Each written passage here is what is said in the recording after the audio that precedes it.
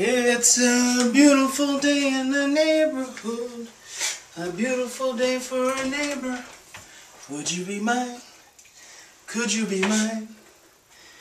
It's a neighborly day in this beauty wood, a neighborly day for a beauty. Would you be mine? Could you be mine? I have always wanted to have a neighbor just like you. I've always wanted to live in a neighborhood with you. So, since we're together, you might as well stay. Let's try to make the best of this beautiful day. Would you be mine? Could you be mine? Won't you be my neighbor? Wouldn't you please? Couldn't you please? Please won't you be my neighbor? Hello, neighbor. Welcome to the neighborhood. Hope you're doing well. I am glad to have you here as a neighbor today. The sun is shining. The birds are singing out. Couldn't ask for a more perfect day to talk about parenting, could we? Well, I am excited to do just that very thing. And I was wondering, on my drive, I wonder if I've got anything in the mailbox today. Ah, look at there! I've got mail in my Diego mailbox. Ooh, it's Inner Circle mail. My favorite. From Gail. Oh, great. Thank you, Gail, for writing to me today. Let's see what Gail has to say. Dear Bryan, I really love all of your ideas and concepts and work. Thank you. But I continue to see another element of motivation besides fear and love in the healthier kids with whom I work. If all of a child's needs are met, and I mean emotional, mental, physical, and no trauma, where does selfishness come from?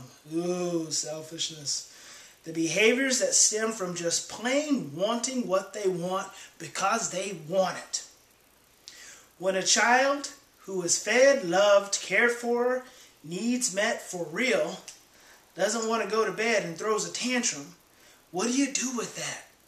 Especially when you know in your heart it is not because they are afraid of anything except not getting what they want when they want it and having to bend their little wills to something outside of themselves. Especially when the soothing discipline isn't working and the child is spilling chaos over into the family and causing trauma to the rest of the family members. What do you do then? Wow, Gail, thank you for that. An excellent question. First, let me ask this.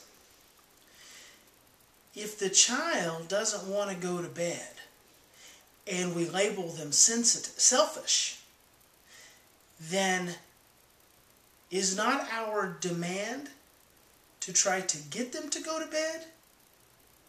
Could not that be a little selfish too?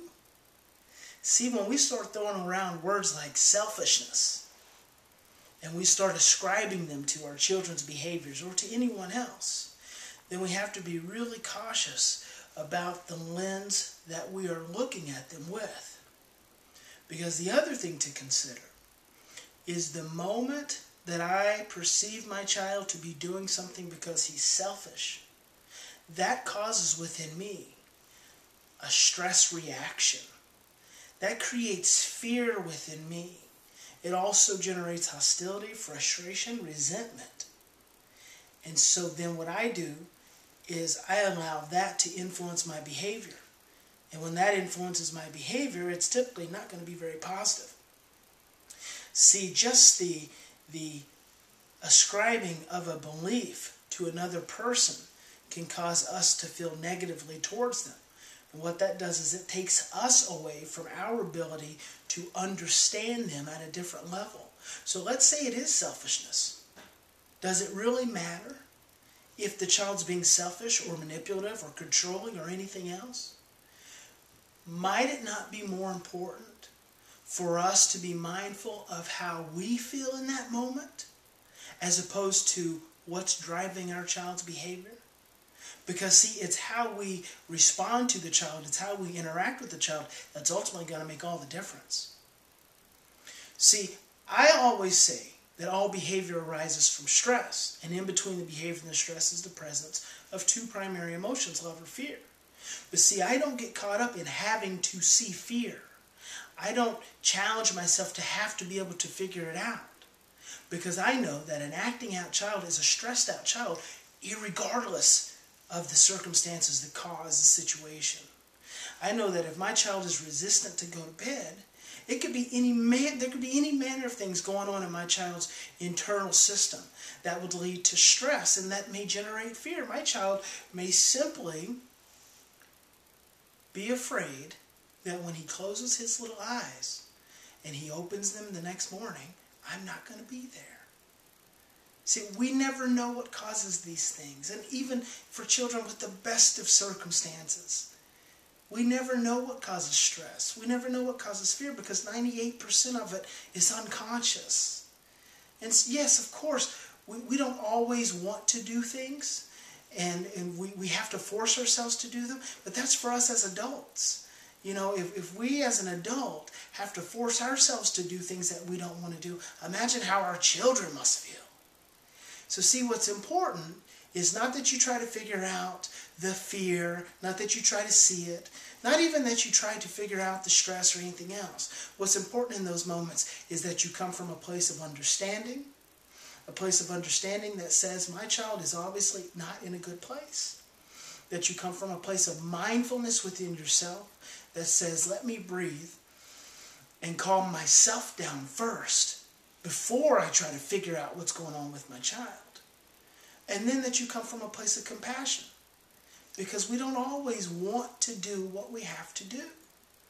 And as far as it flowing over into the rest of the family, for parents, it's important to understand that your children build their perceptions based on your perception. So your child will look at you to see how you feel and act and interact and engage with their brother or sister before they develop their perception. So you're the model, you're the guide, you're the lead, you're the role. So try to set one positively. So I hope that helps, gives you a little bit of guidance. Glad you came to join me today. And I always appreciate my Inner Circle email. Now if you just have a general question for me, you can Facebook us at Post Institute. Or, if you're a member of my Inner Circle, then you can send me a personal email, and I will be sure to answer it personally by either emailing you back, or we'll answer it each month on our live monthly call. Now, I am about to go and get back into this beautiful day.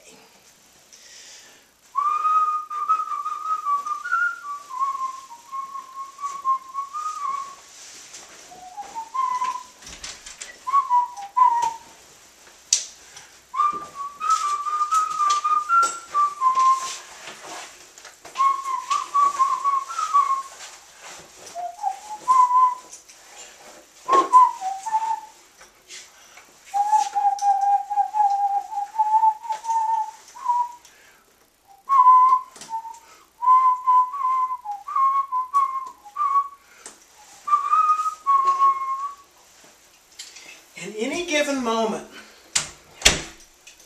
we always have a choice. We can continue to react from our same old patterns and imprints of fear, or we can choose love. I hope that you choose love. See you next time.